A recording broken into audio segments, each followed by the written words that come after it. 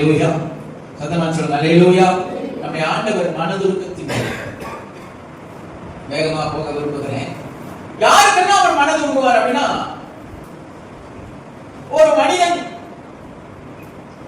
ஆண்டவரே என் நாவு வறண்டு போயிற்று, என் தொண்டையெல்லாம் வறண்டு போயிற்று, எனக்கு தேவை ஒரு சொட்டு தண்ணீர் வேண்டும் ஆண்டவரே, ஒரு சொட்டு தண்ணீர் வேண்டும் ஆண்டவரே.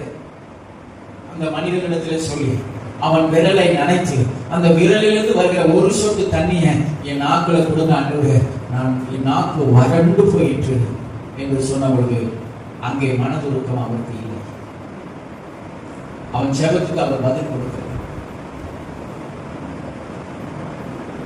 காரணம் அவன் நரகத்தில் இருந்தான். எல்லாருமே இயேசு மனதுருக முடியாது.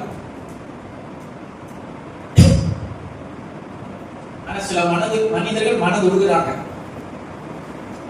கல்லறை நாள், மரித்தவர்களுக்காக ஜெபிக்கிற நாள், மரித்தவர்களை பரலோகத்துக்கு அனுப்புகிற நாள். மரித்தவர்களுக்காக ஒரு நாள் கர்த்தர் மனதுருகவே மாட்டார்.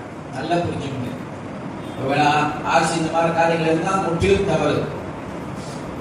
மரித்தவர்களுக்காக மனதுருகவே மாட்டார்.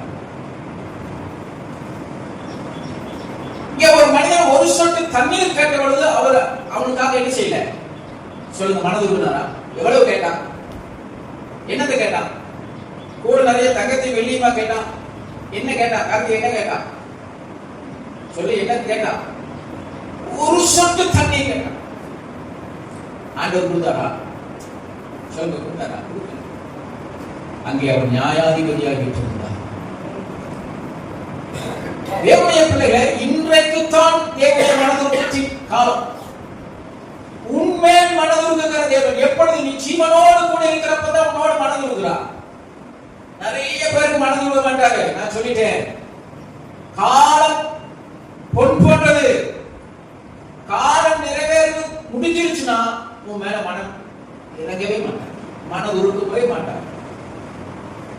அதை குறித்து ஒரு சமயத்திலே நான் தியானித்துக் கொண்டிருந்த பொழுது, கண் கெட்டதுக்கு அப்புறம் சூரிய நமஸ்காரம் பண்ணணும்னு நினைச்சீங்கன்னா நடக்காது. இப்ப அவர் மனதுருக்கத்தின் தேவன்.